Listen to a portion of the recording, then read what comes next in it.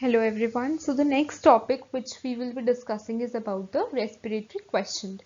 So in this we will be discussing the introduction part first, then what is respiratory quotient, and then we will solve two questions based on the respiratory quotient.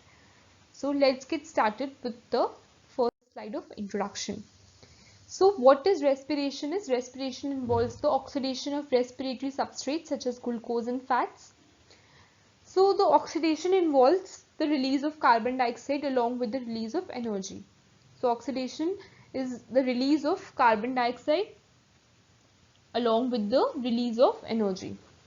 Then respiratory substrates, they are the organic substances which are catabolized in the living cells to release the energy. So carbohydrates, fats, proteins, they are act as a respiratory substrate because they are the organic substances that are catabolized in the living cells to release the energy.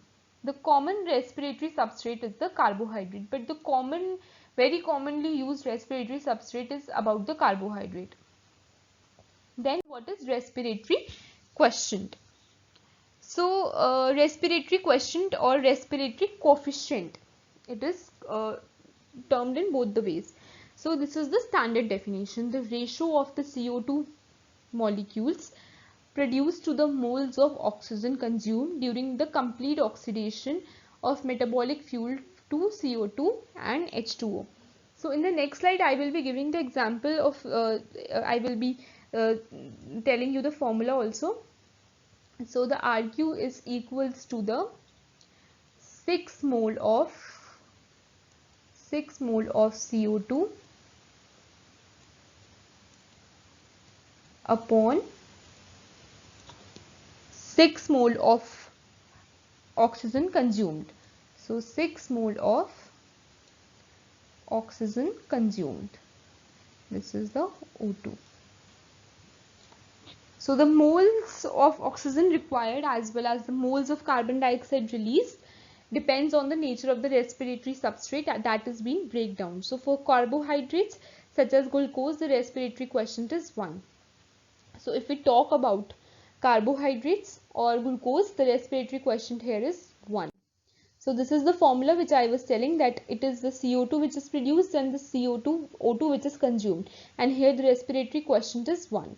So the 6 moles of CO2 produced to the 6 moles of hydrogen consumed during the complete oxidation of the glucose, the RQ is 1. So this is only the example of this only. It is basically written in the formula based form. So RQ, when it is less than 1, the respiration is aerobic. So there are two types of respiration.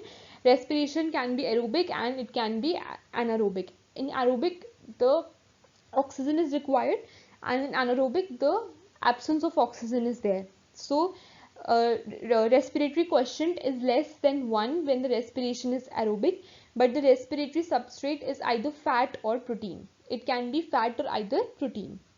So RQ is about 0.7 for most of the common fats and about 0.9 in case of the proteins. So if we talk about it is less than 1, so 0.9 is in the case of proteins and 0.7 is in case of the fat. So they are giving us the accurate terms that should be less than 1. And what are the values? These are the two values of the proteins and the fats which are less than 1. So the name and substances and their RQs, the substances are carbohydrates. I have already told you and given you the formula that 6 molecules, the 6 mole of CO2, when it is produced, the 6 mole of O2 is being consumed. So the RQ is 1. So it is in the case of carbohydrates. In proteins, I have told it is 0.8 to 0.9. It is between them, but mostly we write it as a 0.9. Then oleic acid, it is 0.71. Malic acid, it is 1.13, and in oxalic acid it is 4.0. So these are the. So in this slide basically we will be taking the example of how RQ is being calculated. So first we will write the equation as C16 H32 O2 plus 23 O2, which is giving rise to 16 CO2 plus 16 H2O. So if we are given this equation and we are told that to find the respiratory coefficient of this. So what was the formula of respiratory coefficient? It is the molecules, number of moles of CO2 produced upon number of moles of O2 consumed. So first we will see how many numbers are being produced. So there are 16. So there are basically 16 CO2 which is being produced. So 16 CO2 will be on the numerator, and consumed is how many? 23 molecules of O2. 23 O2. So we will divide it and we will get the answer as 0.7. So 0.7 will be the answer. So RQ value is more than unity. Unity means 1.